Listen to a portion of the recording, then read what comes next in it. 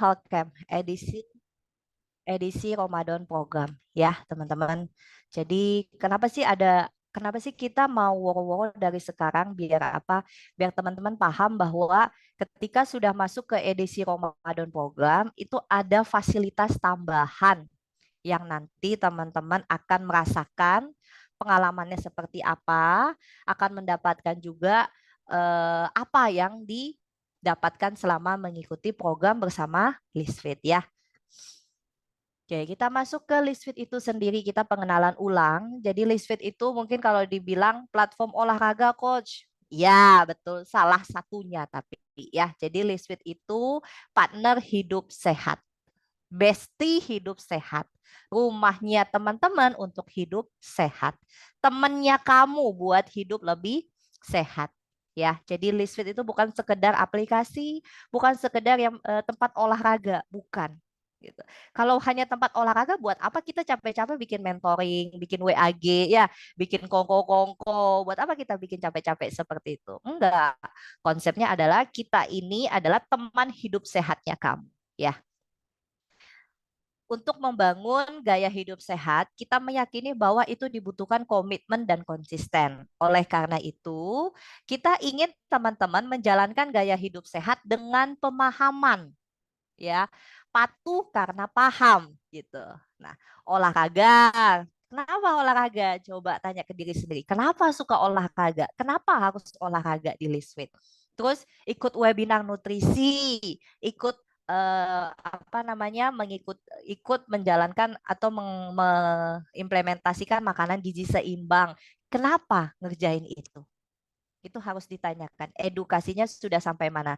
Tidak hanya, yang penting gue ikutan. Enggak seperti itu. Kalau nanti tersesat gitu, masa diikuti juga, ya enggak? Nah, jadi itulah pentingnya kita di sini memodalkan pemahaman sehingga kita patuh akan gaya hidup sehat ya. Jadi yang mungkin baru join sama Lisfit awal-awal ngapain ya ikutan Lisfit ya? Oh, ternyata disuruh bikin planning dulu, workout plan dulu.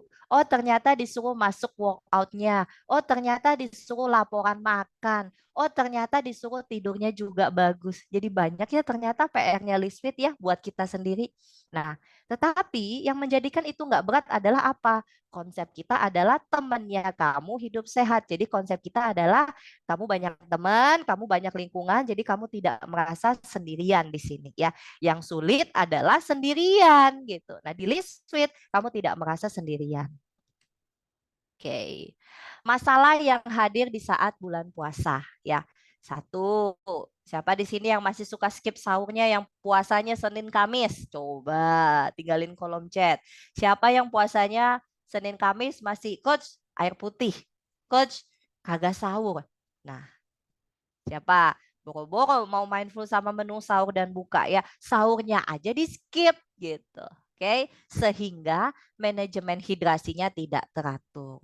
Oke, sehingga nggak olahraga saat puasa. Ujung-ujungnya bilangnya mau fokus ibadah, tapi ibadah yang difokuskan hanya ritual, sholatnya aja, zikirnya aja, doanya aja. Sekarang yang saya mau tanyakan, ngurus anak ibadah nggak? Ya, bekerja ibadah nggak? Ngurus rumah tangga ibadah nggak? Gitu ya. Jadi ibadah bukan sekedar kalian ngerjain ritual. Ujung-ujungnya kenapa nggak sahur? Ya jadinya ibadahnya nggak maksimal. Setuju apa setuju? Ibadahnya jadi nggak maksimal. Nggak olahraga, nggak sahur, haus. Setuju nggak setuju atau setuju? Olahraganya jadi ibadahnya jadi nggak maksimal. Ya, kita nggak bicara soal sholatnya teman-teman. Kita bicara soal bagaimana teman-teman menjadikan status ibu rumah tangganya itu maksimal di rumah. Ya, oke. Olahraga umumnya aman untuk semua orang. Aktivitas fisik dan olahraga intensitas ringan aman dan direkomendasikan untuk semua orang. Tetap aktif meski sedang berpuasa. Hanya saja olahraga yang dijalankan haruslah sesuai dengan realita kondisinya. Ya, jadi di Liswit, kenapa sih kemarin siapa yang ikut intermediate kemarin ya? Kok coach jor-joran ya menu programmingnya ya yang intermediate sama advance, mid 2, mid 3, mid 4, mid 6. Jor-joran ya? Iya, soalnya kita mau slow di bulan puasa. Ya kita mau Mungkin nanti teman-teman yang inter bisa keluarin lagi itu dumbbell pinknya, dumbbell ungunya ya dikeluarin lagi, dumbbell hitamnya disimpan dulu. Oke? Nah, tapi bagaimana dengan aku yang baru join kok sebelum puasa, lalu aku mau ikut, lalu aku masih 50-50 nih ikut olahraga nggak sama Lisfit di bulan puasa? Tenang aja, kita masih tetap menyesuaikan dengan kondisi teman-teman saat berpuasa ya. Nah, intensitasnya seperti apa sih? Misal, ibu rumah tangga yang berpuasa, jenis olahraganya di level sedang apabila sebelumnya sudah melakukan olahraga kurang lebih 6 bulan. Jadi tenang aja, buat teman-teman yang udah jalan 6 bulan, 7 bulan, 8 bulan gitu ya.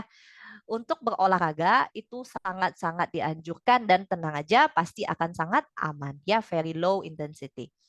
Tetapi tetap melakukan olahraga di level sesuai kondisinya, mengingatkan bahwa kita juga memiliki energi saat melakukan aktivitas harian. Ya, jadi efisiensi energi yang kita miliki, teman-teman. Jadi tubuh ini kan ketika sahur asupannya 100 gitu kan. Nah, harus nganter anak sekolah aja udah 10% ya. Terus ngurusin rumah tangga, nyapu, ngepel, gosok 15%. Masak 10%. Apalagi tidur juga butuh energi 10%. Nah, olahraganya pun 10 sampai 20%. Jadi efisiensi energi. Tapi kok kalau efisiensi energi kalau gitu aku nggak usah olahraga aja. Nah, ini yang menjadi salah kaprah. Dengan mengatasnamakan efisiensi energi, tidak berolahraga, justru bikin metabolisme kamu tidak berkembang. Justru stamina kamu dalam melakukan aktivitas fisik malah mengalami penurunan. Ya, jadi jangan dibalik. Olahraga di Lisfit bukan menghabiskan energi, tapi meningkatkan stamina energi pada saat berpuasa. Oke. Apa? Kenapa? Berolahraga selama keadaan puasa meningkatkan lipolisis di jaringan adiposa, sekaligus merangsang oksidasi lemak, meningkatkan penggunaan lemak sebagai sumber energi. Nah, enaknya ya, kabar baiknya, bagi yang program fat loss lebih efektif. Berat badan cenderung tetap stabil sekalipun Anda menghadapi momen lebaran. Ya, siapa di sini yang masih aja problemnya sama? Puasanya turun 3 kilo, habis lebarannya 5 kilo. Siapa? Ada yang di sini masih begitu? Ya, yang belum join list fit terutama. Ya, ada yang coach, kenapa ya gue pas puasa 3 kilo, habis lebaran aku naik jadi 5 sampai 7 kilo. Gitu. Ya, coba nanti kita jelaskan di edisi lebih lanjut ya. Berolahraga saat berpuasa juga membantu menekan rasa lapar yang berlebih ketika berbuka puasa. Dan Anda tetap mampu melakukan ibadah malam hari karena energi lebih yang dihasilkan. Jadi kalau dikatakan olahraga itu menghabiskan energi, tidak. Ya, justru olahraga itu bisa meningkatkan performa ibadahnya teman-teman. Tapi tergantung ya jenis olahraganya juga harus lihat like-nya seperti apa atau jenis beratnya seperti apa ya. Kalau powerlifting juga tidak disarankan untuk berpuasa ya teman-teman ya. Kita tapi ngambilnya adalah olahraga yang sifatnya lebih ke endurance. Oke, next. Nah, apalagi memelihara dan meningkatkan fungsi kognitif, memungkinkan seseorang untuk lebih fokus saat bekerja, melakukan kegiatan harian. Dapat mengelola stres dan meningkatkan suasana hati. Berolahraga saat berpuasa juga dapat meningkatkan kualitas tidur Anda, sekalipun durasi tidurnya hanya 3 jam. Sekalipun tidurnya hanya bisa 4 jam. Gitu ya. Satu, kita jadi bisa lebih fokus. Ya, emang kalau misalnya puasa, anak-anak juga libur puasa kah? Libur sekolah dalam saat saat berpuasa? Enggak kan? Anak-anak nggak libur sekolah saat berpuasa kan? Nah, ketika anak-anak nggak libur sekolah saat berpuasa, ibunya kan harus ngajarin anaknya.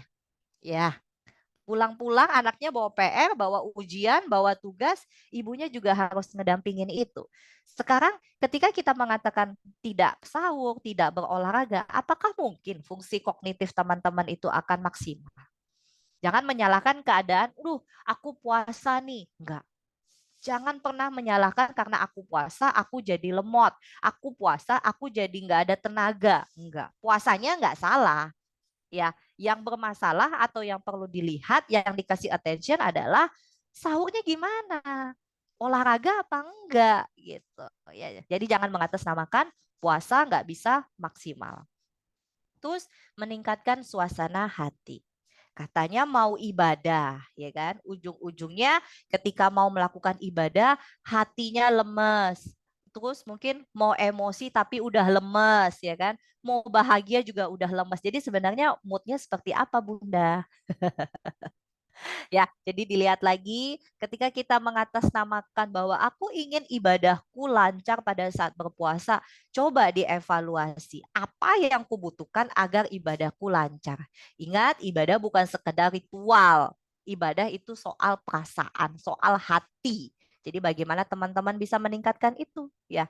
Yang terakhir adalah berolahraga saat berpuasa juga dapat meningkatkan kualitas tidur. Capek nggak olahraga? Capek, ya. Tapi bakal bikin lemas? Enggak, justru bikin segar. Tetapi segar setelah olahraga itu ada durasinya, teman-teman. Ya, ketika teman-teman olahraganya di jam 5 sore, segar nih, oke, segar 1, 2, 3 jam gitu ya, segar ya. Tapi ketika sudah masuk di jam malam, di mana hormon melatoninnya udah mulai aktif, kan olahraga itu kan meningkatkan hormon melatonin ya. Hormon melatonin itu adalah hormon yang membuat teman-teman kualitas tidurnya meningkat. Ya, itu pasti. Makanya kadang coba mikir kenapa sih terjadi siang dan malam? Pada saat apa sih hormon melatonin itu muncul? Pada saat gelap. Ketika hormon melatonin otomatis sudah muncul, itu kita badannya rasanya lelah banget gitu. Ya, mungkin biasanya yang habis traweh itu udah capek banget dah lah, aku tidur gitu. Ya, jadi ketika tidur bangun-bangun jam 3, jam 3:30 itu segar banget, teman-teman. Ya, jadi melatonin itu akan lebih maksimal keluarnya ketika teman-teman melakukan olahraga, sahur yang baik di awal ya kan, biar aktivitasnya bisa maksimal, badannya juga capeknya tepat gitu kan. Terus apalagi ketika teman-teman banyak melakukan aktivitas fisik. Lalu pada saat ruangannya gelap, biasanya cenderung hormon melatonin itu baru terjadi. Ya, jadi kalau misalnya rumahnya masih nyala terang benderang ya, nah itu mungkin perlu diperhatikan lagi gitu. Performa ibadah pun bisa lebih maksimal. Tidak ada keluhan saat ibadah di malam hari, di kehidupan aktivitas sehari-hari, tetap bisa maksimal bekerja ataupun mengurus rumah tangga dari pagi hingga sore ya. Makanya dibilang kesehatan jasmani dan rohani. Jasmani dan rohani tidak bisa dipisahkan. Oke, jadi rohaninya oke, jasmaninya bagaimana? Oke, kita masuk.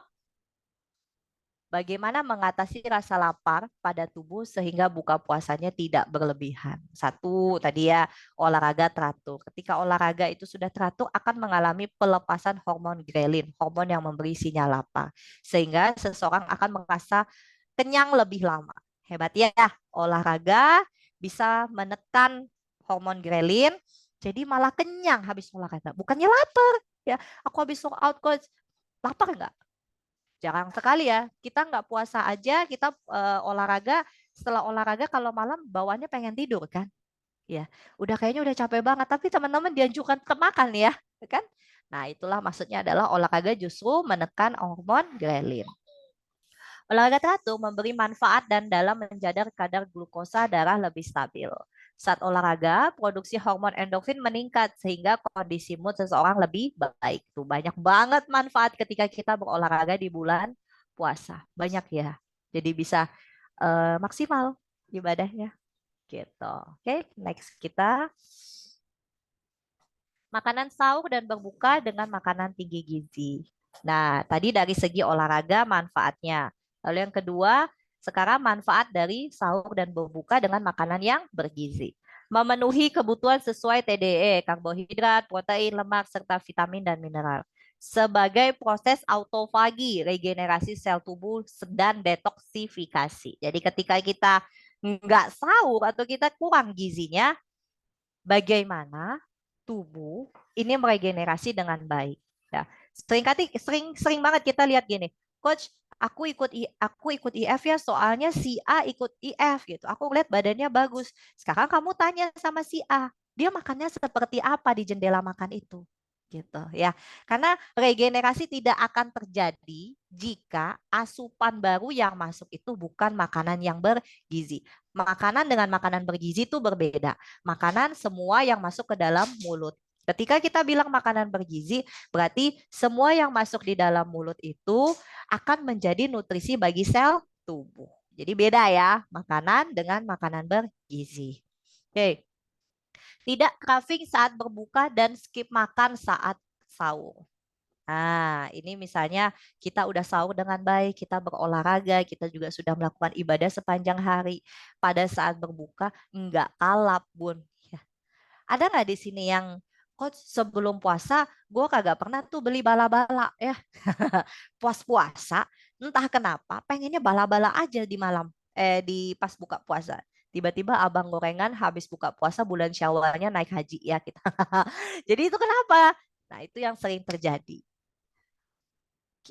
Saya pribadi ya, saya pribadi ingin banget member yang join Listfit ini selalu mengalami peningkatan dalam segi aktivitas dan pemikiran.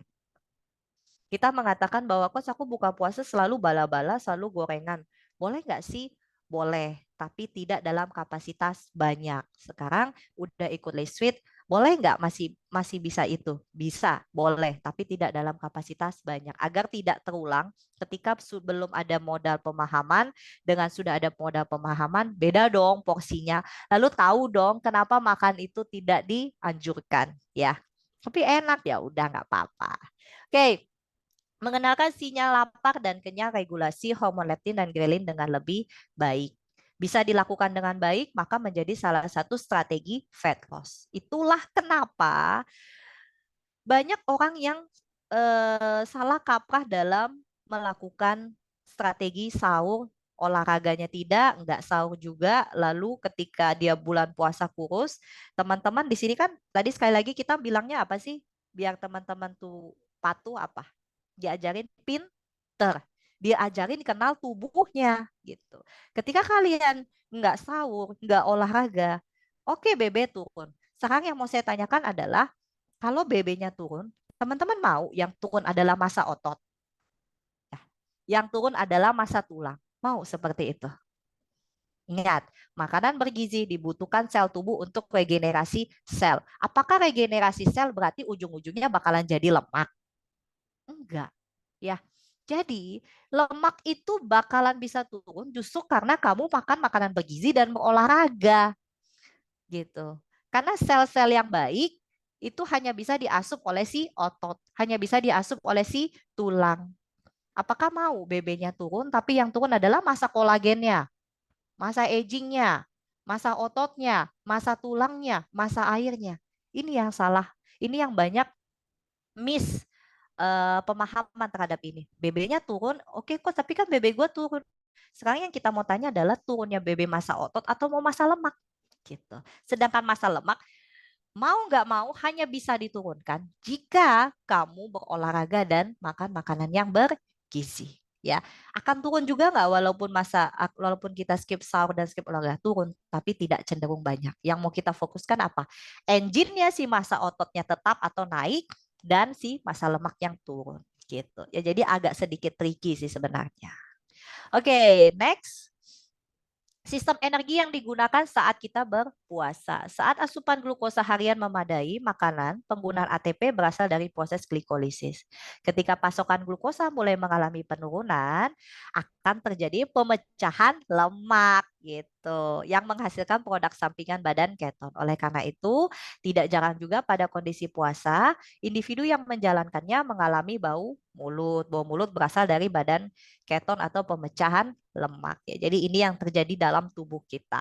Glukosa yang tadi kita makan pagi itu habis, maka otomatis tubuh mengambil pasukan si lemak, akan terjadi pemecahan lemak di dalamnya. Nah, bayangin jika kalian yang kalian makan itu adalah tinggi-tinggi makanan lemak gitu ya. Sedangkan kita kan mau ngambil cadangan lemak, mau ngambil cadangan energi. Lemak apa? Cadangan energi. Oke. Akibat melewatkan sahur atau sahur yang tidak lengkap gizinya. Craving di sesi buka. Paling sering terjadi ya. Pas buka, ngelihatnya pengen A, pengen B, pengen C gitu kan. Coba semua, kekenyangan. Ujung-ujungnya maghribnya di ujung ya. Lalu skip sahur juga menyebabkan individu tidak memiliki stamina yang optimal saat menjalankan aktivitas. Jangan salah ya, jadi jangan merasa bahwa kalau aku skip sahur berarti badan bakalan pakai lemak. Kagak, badanmu pinter ya. Ingat, ketika kita skip sahur, otomatis badan mengambil energi pertama tadi dari mana? Glukosa. Sekarang glukosa adanya di mana? Otot. Diambil dulu yang di otot jadinya. Harusnya itu simpan menjadi makanan otot, ujung-ujungnya malah diambil dulu ke bagian otot. Dia bakalan pakai lemak. Setelah glukosa di ototmu dipakai, baru dia pakai lemak. Di ujung-ujungnya yang turun itu ototnya, bukan si lemaknya. Karena diambil duluan jadi energi. Gitu. Tapi bayangin kalau kamu masuk tambahan dari luar sahur gitu kan, dipakai sama tubuh. Oh, ada glukosa nih, baru nih kita pakai ya buat jadi energi. Nah, ketika sudah cukup glukosanya diambil, dia baru akan ngambil si lemak. Jadi kita mengantisipasi sebenarnya sahur itu agar dia tidak mengambil energi dan agar tidak dia mengambil glukosa dari si otot ya. Nah, jadi udah mulai paham nih gitu. Kenapa kita jangan skip sahurnya? Kurangnya asupan kalori harian justru menjadi alasan seseorang tidak melakukan olahraga seperti biasanya ya. Coach, aku apa namanya? Aku nggak sahur nih kan kita mikirnya jadi efisiensi energi. Ketika kita melakukan efisiensi energi, ya betul ketika kita olahraga memang menjadi tubuh dipaksa padahal energinya udah mulai ya ujung-ujungnya seperti itu. Makanya kalau kamu mau tetap berolahraga, sahurlah. Kalau kamu mau skip olahraga, bukan berarti nggak sahur ya, tetap harus sahur gitu ya. Tujuannya olahraga kan biar moodnya happy, ya gak sih? Biar euforianya biar stabil gitu kan. Mau kan olahraga, syaratnya sahur. Gitu ya. Rawan terjadi defisiensi asupan protein dan serat harian. Ada yang di sini mungkin sebelum join Listfit, ketika puasa BAB-nya sulit. Ada? Coach aku semenjak puasa BAB-nya seminggu sekali, 3 hari sekali. Nah, itu mesti dilihat lagi ya. Oke, gak enak kan? Start dari takjil dan makan, tips sahur adalah konsumsi makanan yang dicerna secara lambat. Ini sebenarnya nanti akan dijelaskan oleh Coach Olive ya. Konsumsi banyak sayuran dan indeks glikemik. Tips berbuka, saat berbuka awali dengan mengkonsumsi segelas air putih. Nah, nanti ini juga akan dijelaskan oleh Coach Olive ya, bagian takjil, sahur, dan berbuka. Nah, ini cara memenuhi syarat pemenuhan harian nanti akan dijelaskan kembali oleh Coach Olive. Sekarang kita masuk ke pengelolaan istirahat dan stres di kala puasa. Kualitas tidur tetap diutamakan ketika durasi tidur tidak sebanyak di kala Anda tidak berpuasa. Ya, walaupun tidurnya, aku tidurnya udah nggak bisa 6 jam dong, nggak masuk akal dong. Iya, tapi kan tidur itu teman-teman paham nggak bahwa kita tuh punya deep quality.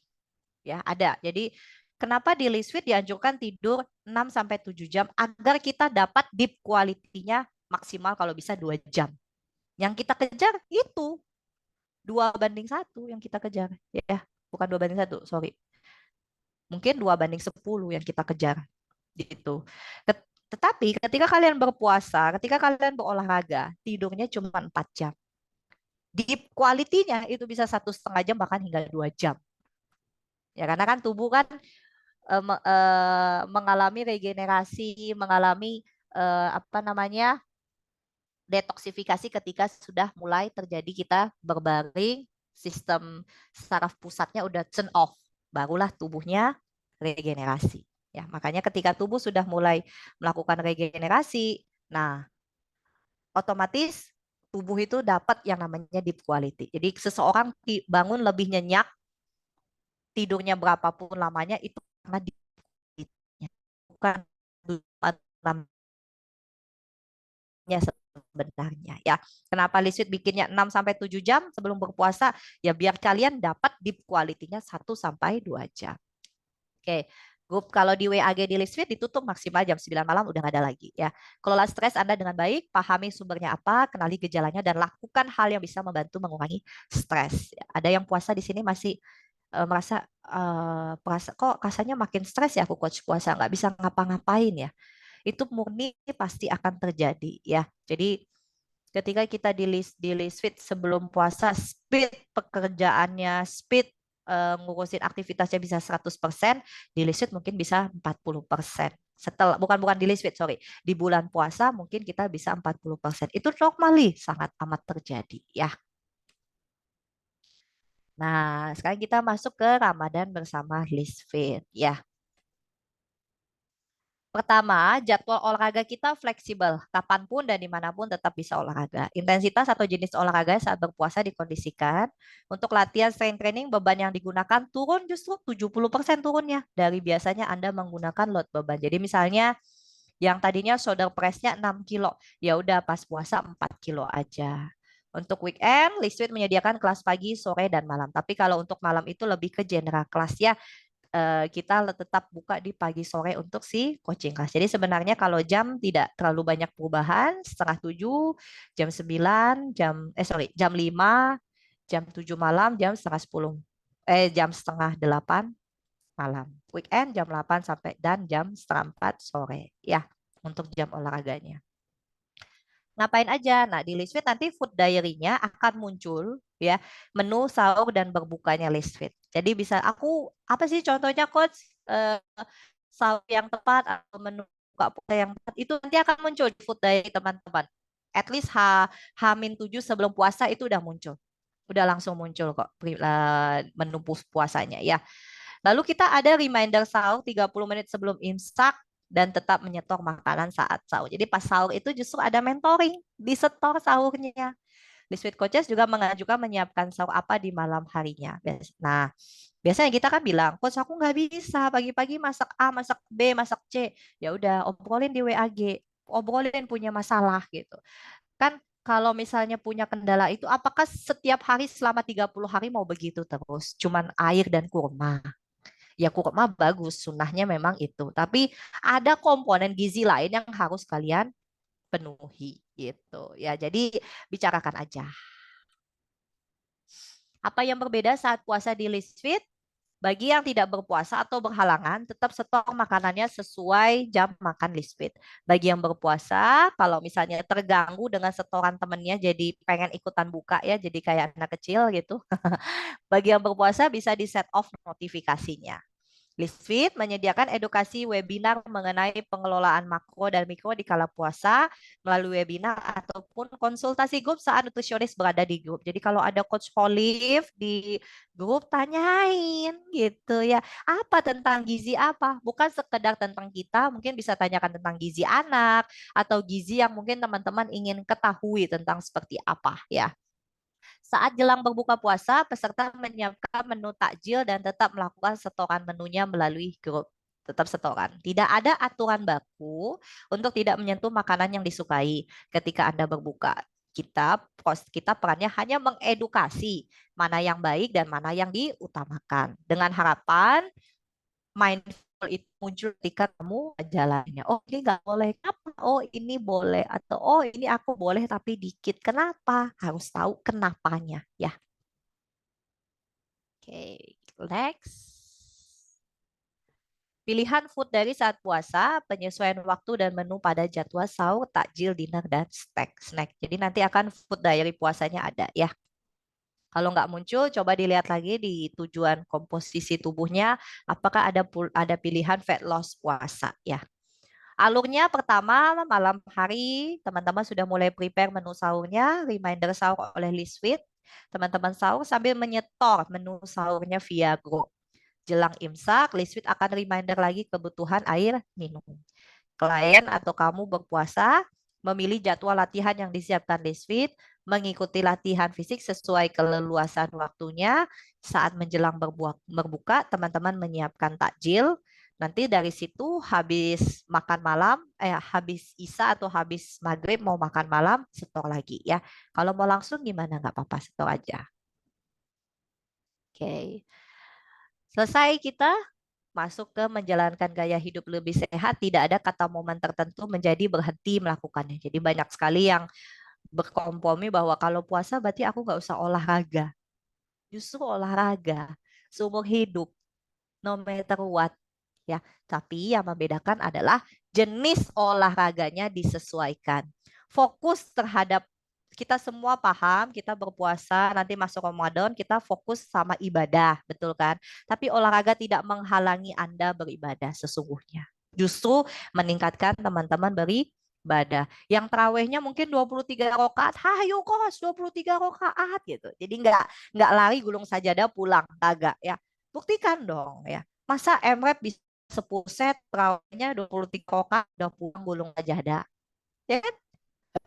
Jadi fokus aja dengan ibadah puasa saat bulan Ramadan, bukan halangan bagi kamu untuk berhenti gaya hidup sehat. Lisfit tetap menyediakan lingkungan untuk teman-teman semua berbuat kebaikan kepada tubuhnya. Saling mendukung satu sama lain. Kebaikan yang kamu berikan kepada sel-sel tubuhmu, tubuhmu juga bisa lebih membantu kamu melakukan ibadah. Jadi jangan berharap outputnya baik kalau inputnya jelek. Itu udah hukum. Inputnya baik, outputnya juga pasti baik ya. Tujuannya mau meningkatkan ibadah, berarti inputnya harus baik. Jadi tahu inputnya apa ya. Input tuh makanannya, olahraganya, stresnya, tidurnya, biar apa? Biar outputnya bagus gitu. Oke, ya itu sekian. Selamat menjalankan puasa 1445 Hijriah. Oke. Oke, terima kasih Coach Lisa atas penjelasannya luar biasa. Listfit program Ramadan ini sangat lengkap sekali ya. Tetap kita belajar untuk apa namanya mindful gitu kan ke makanan juga olahraganya. Bukan berarti Ramadan kita jadi libur atau meliburkan diri ya kan, tapi justru Ramadan bikin kita semakin semangat untuk meningkatkan performa kita melalui apa yang disediakan fasilitasnya oleh Listfit. Seperti itu Sobat Listfit. Untuk selanjutnya mungkin dari Sobat Lisfit ada yang mau bertanya seputar program Ramadan Lisfit ini. Sebelum kita lanjut ke penjelasan nutrisi dan puasa dari Coach Holly. Yuk, mungkin ada yang ingin berbagi pengalaman gitu soal Ramadan tahun lalu atau kendalanya. Mungkin yang apa yang dikhawatirkan Sobat Lisfit nih sebelum Ramadan datang, yuk kita obrolin dulu di sini. Belum ada mungkin ya Coach ya? Atau kita lanjut dulu ke Coach Holif nih. Coach Holif, Halo oke, Mbak Haira, sudah siap? Halo Coach sudah. Holif. Oke, kita lanjut aja ke Coach Holif ya. Mudah-mudahan semakin semangat dan semakin mindful, kita jadi strong wine-nya juga semakin kuat gitu ya sebelum memasuki bulan Ramadan. Silakan Coach Holif. Oke, sebelumnya Mbak Haira, apa suara saya sudah terdengar dengan jelas? Terdengar jelas. Oke, halo semua, halo Mbak Haira, halo Coach Lisa, halo semua sahabat Lisfit. Senang ya sekarang tiap weekend, tapi sebulan bisa 2 kali ketemu lagi ya, kita sharing bareng-bareng, kita diskusi, dan kita juga tentunya belajar bareng ya, karena yang namanya ilmu pengetahuan itu selalu berkembang, jadi kita harus selalu update dan juga harus selalu banyak menerima informasi dari manapun. Salah satunya yaitu terkait informasi seputar gizi. Tentu teman-teman di sini semua yang sudah bergabung dengan Lisfit bisa memperoleh informasi-informasi seputar gizi yang terupdate. Nah, ini untuk persiapan puasa ya. Jadi, kalau kita ngomongin puasa, pasti kan nggak jauh-jauh dari yang namanya nanti Lebaran nih. Kenapa sih kudu sehat terus selama puasa? Nanti kalau Lebaran, jadi nggak lebaran gitu ya. Tentu ini adalah hal-hal yang perlu kita lakukan, perlu kita siapkan juga. Lalu kita telaah lagi ya, mana nih yang tepat, mana nih yang sebaiknya kurang tepat. Jadi kita bisa batasi atau mungkin kita bisa kurangi gitu ya.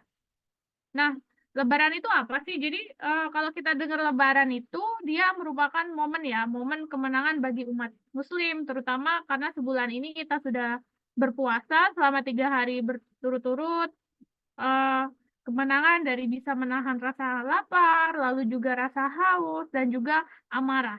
Nah, pertanyaan yang kedua adalah, apakah kalau Lebaran itu merupakan ajang balas dendam, terutama balas dendam ya, untuk makan gitu ya, karena kan kita selama berpuasa di bulan Ramadan ini terbatas waktu-waktu makannya, jadi kita ngerasanya, oh beres puasa nanti kita bisa balas dendam nih gitu, apalagi makanannya beragam nih, ada hidangan khas Lebaran, lalu juga yang lagi nanti akan berencana mudik atau lagi berkunjung ke rumah saudara pasti kan juga akan kulineran ya, bisa kulineran di tempat wisata, mungkin di jalan, dan lain sebagainya. Dan momen Lebaran itu dia juga identik dengan kue-kue yang punya kandungan kalori dan gula lumayan tinggi. Nah, ada banyak-banyak kue manis dan juga kue-kue khas Lebaran, nastar, lalu apalagi nih, kastengel, terus lidah kucing, banyak ya yang tersaji di meja gitu. Jadi rasanya Lebaran ini benar-benar momen kemenangan buat kita semua gitu. Jadi kita bisa makan apa aja, lalu kadang kita juga lupa bahwa kita sudah harus membatasi apa yang kita konsumsi atau lebih tepatnya kita perlu mindful ya ketika mengkonsumsi makanan-makanan tersebut. Lalu yang ketiga, kok bisa sih kita ini kalap kalau makan ya, habis puasa sebulan makanya kalap pas Lebaran gitu. Kenapa gitu. Nah, nanti akan dipelajari juga ada namanya Maslow Theory of Eating ya, Behavior for Human, lalu juga ada mekanisme hormon leptin ghrelin yang ada di tubuh kita yang tentunya itu juga mempengaruhi mekanisme lapar, mekanisme kenyang, dan pengendalian nafsu makan yang bisa sebenarnya kita lakukan. Nah, yang terakhir sebenarnya ini kalau nanti kita beres puasa terus Lebaran ini, apakah kita benar-benar lapar atau hanya sekedar lapar mata aja nih gitu ya? Karena yang tersaji di meja beda satu rumah, nanti ke rumah yang lain. Nah, nanti ada menu baru nih atau mungkin sebenarnya nastarnya sama aja ya gitu. Tapi kita ngerasanya oh yang ini bentuknya unik nih, yang ini olesannya lebih glowing, pengen lagi nih. Nah, kayak gitu. Ini juga perlu kita ketahui dengan baik. Beberapa talking point ya yang akan saya bahas hari ini ada tentang riset peningkatan berat badan setelah Lebaran, lalu juga ada mekanisme peningkatan rasa lapar yang dipengaruhi oleh hormon leptin dan ghrelin.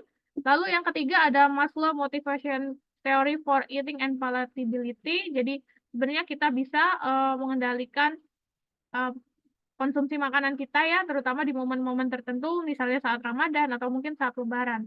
Yang keempat, ini yang menjadi kuncian kita agar tidak naik banyak alias lebaran ya pasca puasa di bulan Ramadan adalah mindful eating. Lalu yang kelima ada tips lebaran sehat, bisa cegah lebaran. Dan yang keenam bisa juga teman-teman di sini mungkin melakukan modifikasi menu lebaran, ada sedikit tips dan trik yang bisa saya berikan. Yang pertama, ada riset peningkatan berat badan pasca Lebaran. Jadi memang ini sudah ada ya publikasinya di jurnal internasional. Nah, apakah puasa Ramadan ini mempengaruhi asupan makanan, lalu kadar homeostasis glukosa, profil lipid, dan juga komposisi tubuh?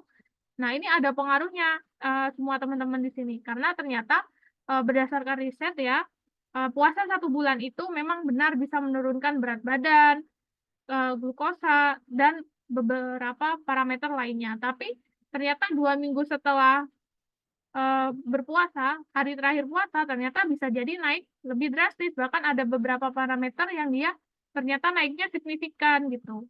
Nah, tentu ini akan menjadi pola yang memang sudah mengculture di masyarakat ya. Tapi kita juga bisa kok mencegah pola tersebut agar nggak terjadi di diri kita. Selama bulan Ramadan ini ada banyak terjadi perubahan ya, mulai dari komposisi gula darah, lalu komposisi profil lipid kita, baik itu HDL atau si lemak baik, lalu LDL, si lemak jahat, trigliserid, dan juga total kolesterol. Semuanya ini kan memang komponen-komponen darah yang perlu kita maintain.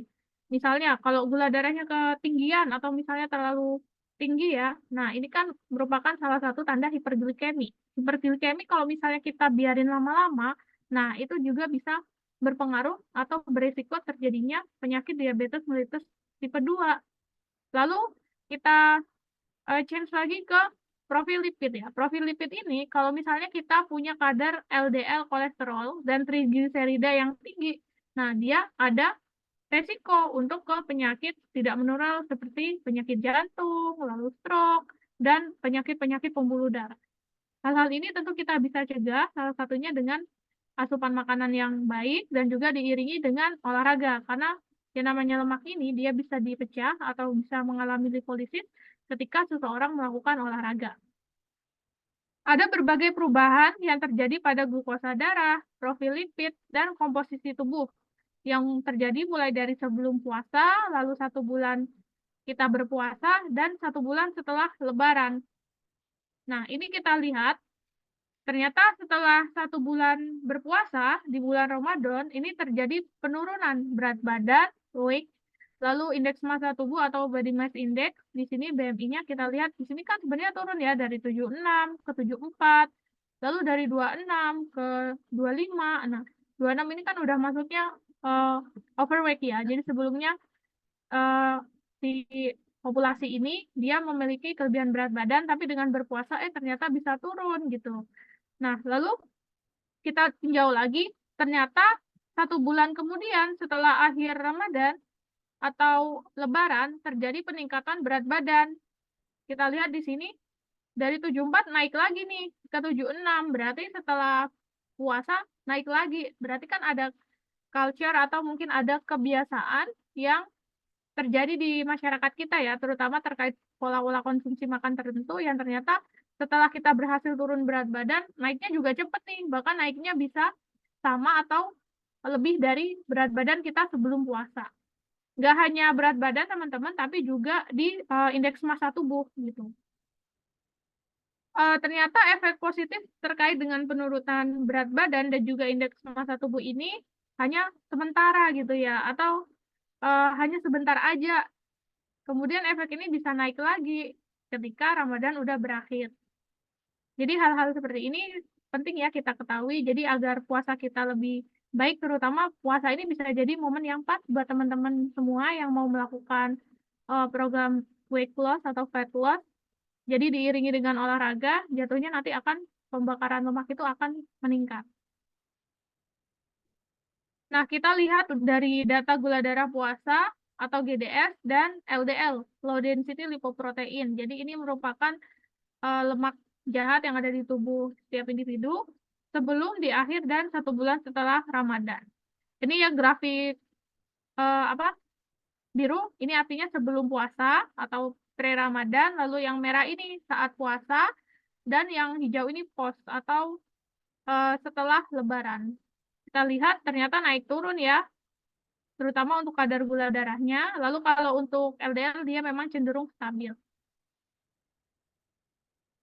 Lalu ini juga terkait dengan berat badan dan massa lemak tubuh sebelum, di akhir, dan 1 bulan setelah Ramadan. Berarti ini turunnya hanya saat berpuasa saja, teman-teman.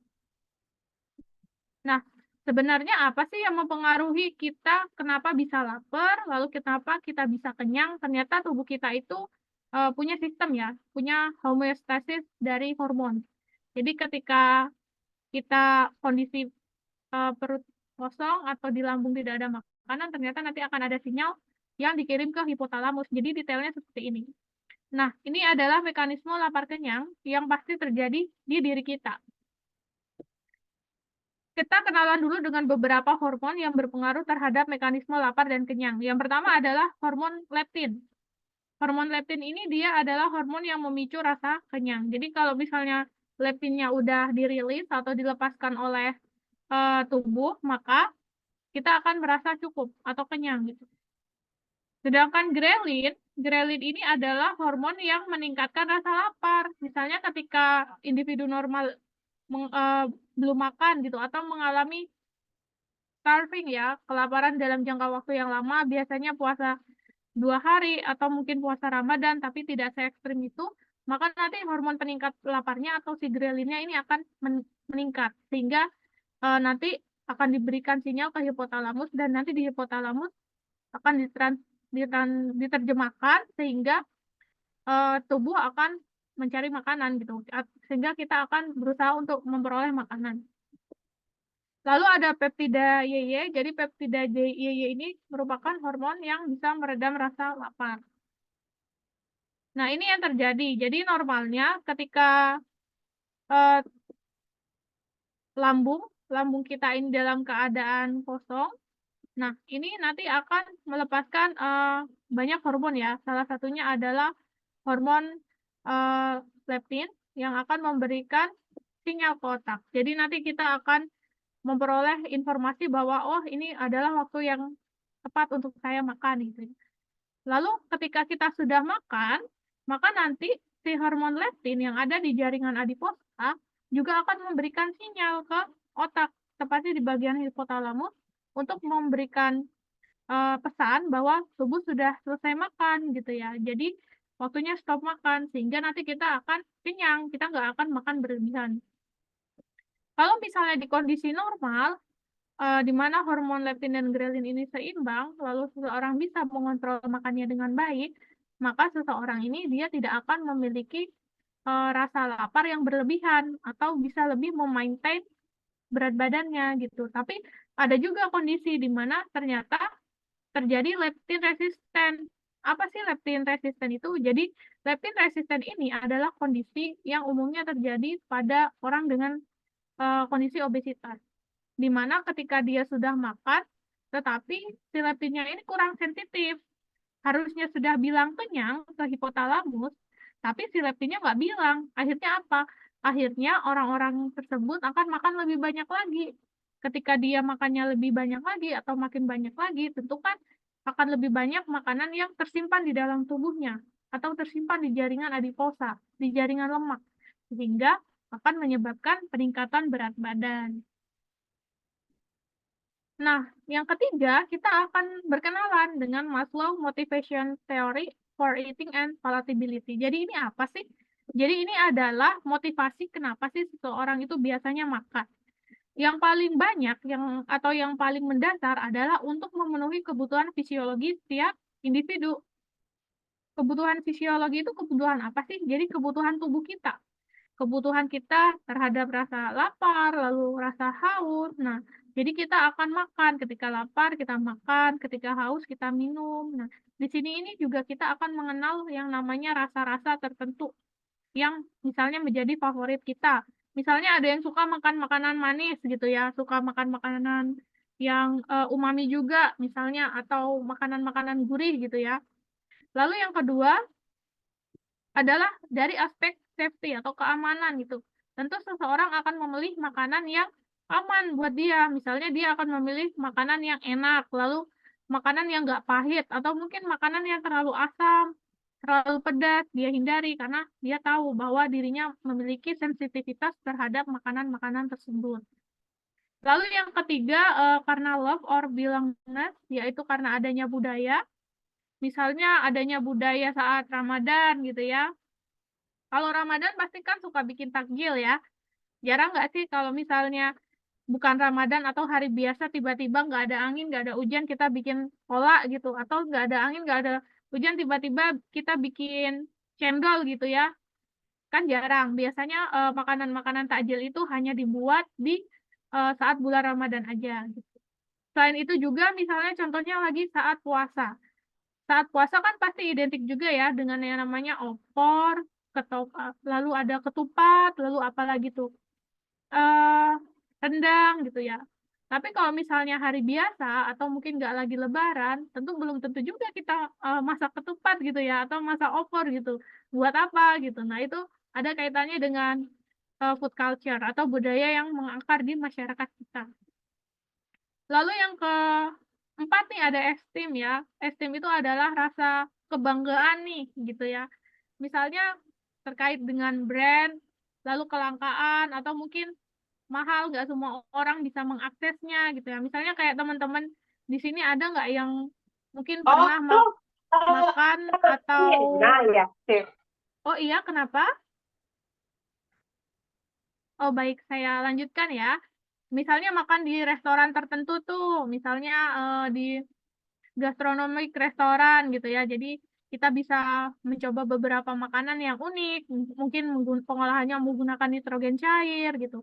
Nah, itu merupakan salah satu hal yang jarang dilakukan oleh semua individu.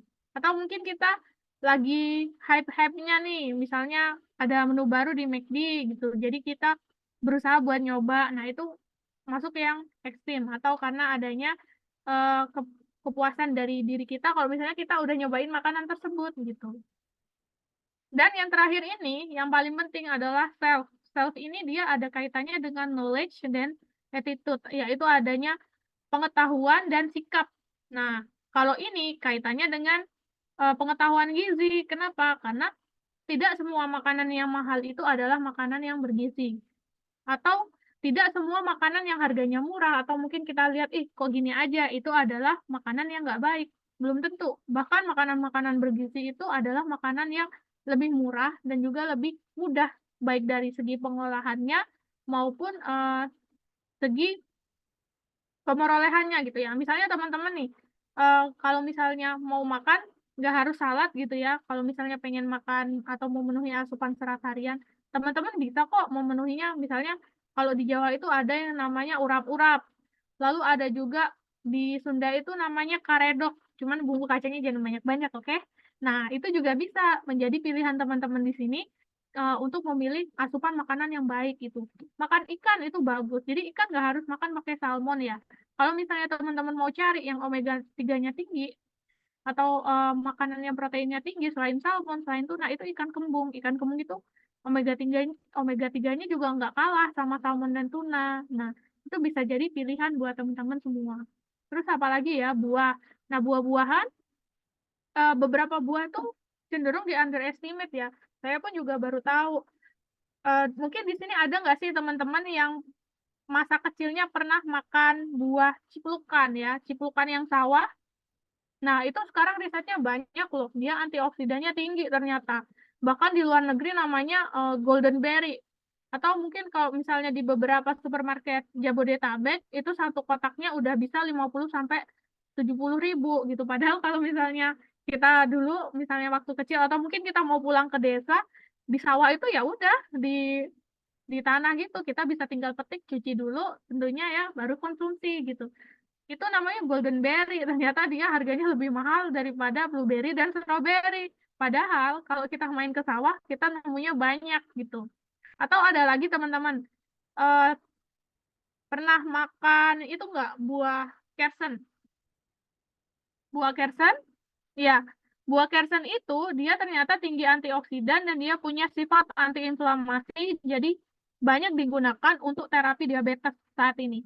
Nah, kersen itu juga sekarang mulai langka ya, padahal dulu banyak. Mungkin orang-orang juga udah pada tahu ya.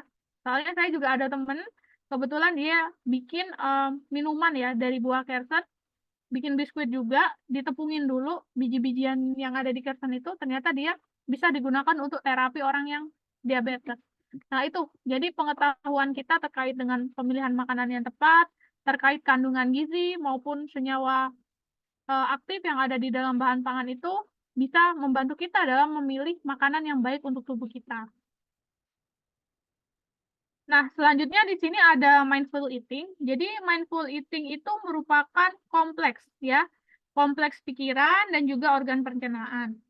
Hal ini berkaitan dengan kesadaran kita saat makan, yang berarti kita harus memperhatikan sepenuhnya apa aja yang kita makan, lalu berapa banyak, lalu kondisi mood atau emosi kita pas lagi makan, isyarat fisik saat makan, dan sebagainya.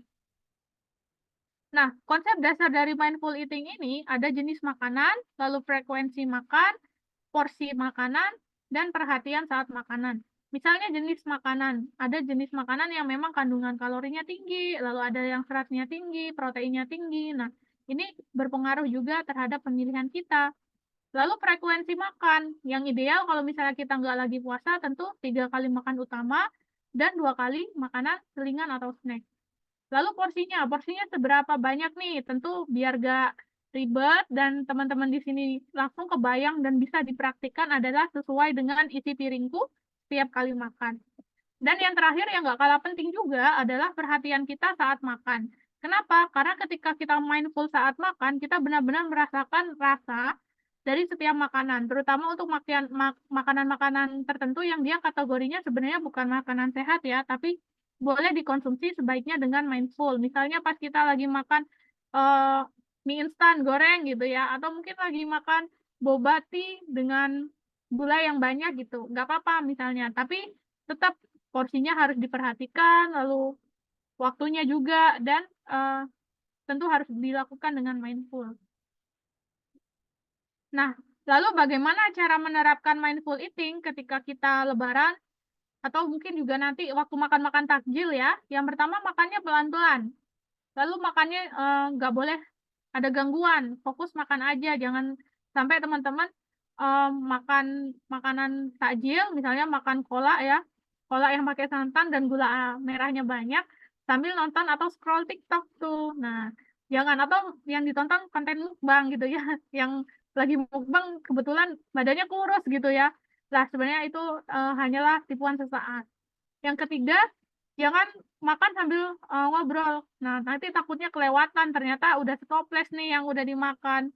Yang keempat, makan saat lapar dan berhenti saat kenyang. Lalu kita harus membedakan juga antara lapar yang sebenarnya atau hanya lapar mata, pengen aja dicobain semua gitu. Dan yang terakhir, yang selanjutnya adalah libatkan panca indera kita saat makan, serta tujuan makan adalah untuk kesehatan, bukan untuk pemuas diri kita. Nah, ini ada sedikit tips lebaran sehat, biar nggak lebaran. Jadi yang pertama tadi sudah dijelaskan, harus mindful eating juga, lalu penuhi juga gizi seimbangnya. Atau kalau misalnya nanti mau ke rumah-rumah ya, biasanya kan kalau ke saudara itu banyak, kebetulan kalau misalnya saudaranya banyak, takutnya ada yang apa, nggak enakan, atau mungkin merasa nggak enak hati kalau misalnya nggak dicobain gitu ya, padahal udah ditawarin makanannya gitu, kita bisa pilih porsi yang kecil. Dan bukan berarti pas puasa dan lebaran itu kita libur olahraga, olahraganya tetap. Nah, lalu juga perbaiki kualitas tidur dan kelola stres dengan baik. Ini ada sedikit ya teman-teman dari saya, modifikasi menu lebaran. Yang pertama ini kita lihat ya, ini ada beberapa menu lebaran ya, beberapa juga disajikan sih saat puasa, yang khas misalnya opor ayam, ternyata satu mangkoknya ada 39 kilokalori. Ini belum include dengan semisal teman-teman nambahin apa, lontong atau mungkin nasi ya. Ini baru ayam dengan opor yang santannya kental. Lalu rendang 2 potong 195 kilokalori. Lalu ini ada lain sebagainya. Selanjutnya ini. Nah, ini kan minuman-minuman yang biasanya nanti berseliweran mulai dari bulan puasa ya. Ada sirup ABCD nih. Kita lihat ternyata kandungan gulanya yang nggak jauh beda nih dengan gula pasir. Misalnya sirup M 2 sendok makan, kalorinya 130 kilokalori, gulanya 31 gram. Ini biasanya teman-teman kalau misalnya bikin, misalnya dikasih air ya, 250 air es, gula atau sirupnya itu 2 sendok gitu. Itu kira-kira udah manis nggak segitu ya? Kadang kan bisa jadi teman-teman bisa lebih dari ini gitu gulanya atau sirupnya. Nah, kalau ini adalah edisi kue khas Lebaran nantinya ya. Ini saya coba comparison atau bandingkan dengan 100 gram nasi atau 1 centong nasi yang kalorinya sebesar 129 kilokalori.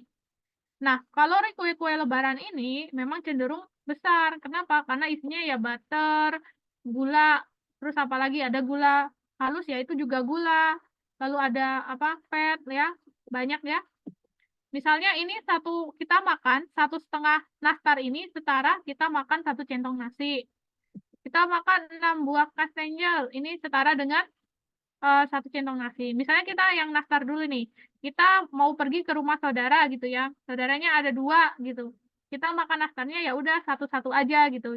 Jadi sekitar 2 centong nasi kurang lah gitu kita makannya. Lalu misalnya kita makan 4 putri salju. Nah, 4 putri salju ini dia setara dengan 1 centong nasi kalorinya dan lain sebagainya. Ini yang bisa teman-teman lakukan ya saat nanti mungkin puasa dan juga lebaran. Menu-menu lebaran ini emang pada dasarnya tinggi lemak dan rendah serat. Jadi jangan lupa sajikan buah-buahan dan sayur. Es buah dan sop buah itu sebenarnya benar sih ada buah-buahnya, tapi kita lihat lagi kalau kebanyakan gula, kebanyakan apa namanya sirupnya, nah itu kan gulanya juga banyak, jadi lebih diperhatikan lagi untuk kombinasinya. Lalu yang kedua, dikombinasikan menu yang menggunakan bahan pangan tinggi lemak dan dengan tempe dan tahu. Bisa juga pilih bahan pangan daging, telur, ikan yang fresh, jadi lebih baik nanti ketika diolah. Kurangi lemak pada gula itu 30%, bisa diganti ya misalnya dengan mensubstitusi santan dengan bahan lain. Misalnya kan banyak ya fiber-fiber yang sekarang bisa digunakan oleh teman-teman untuk mengganti santan. Lalu bisa juga memasak sesuai porsi dan sebaiknya nggak dipanasin berulang kali. Misalnya buat makanan bersantan untuk sahur 2 kali 2 hari gitu ya, atau buat sahur dan buka gitu. Sebaiknya masaknya porsi yang secukupnya. Jangan lupa juga untuk perbanyak minum air putih dan juga jus buah bisa, tapi tentunya jangan banyak-banyak gula sebagai dari menu harian kita. Nah, nanti teman-teman, eh, kalau nggak salah Maret ya, kita akan melaksanakan puasa Ramadan. Nanti juga akan ada meal plan untuk fat loss dan juga weight gain yang disesuaikan dengan Lebaran. Jadi nanti ada rekomendasi menu saat sahur apa, yang simpel juga bisa ya. Jadi kita nggak perlu ribet-ribet karena kan misalnya sahur perlunya kan tinggi serat ya. Jadi biar kita kenyangnya lebih lama seharian, nanti teman-teman bisa juga prepare overnight oats dulu atau mungkin stok roti gandum yang penting ada telurnya dan sayurnya dibanyakin. Nah, nanti akan saya share juga. Jadi teman-teman bisa cek di apps Lisfitnya masing-masing. Baik, demikian yang saya sampaikan. Kurang lebihnya mohon maaf. Maaf ya jadi kelamaan. Saya kembalikan lagi ke Mbak Haira. Terima Terima kasih. kasih Coach Halif. Sama-sama. Aduh, ngelihat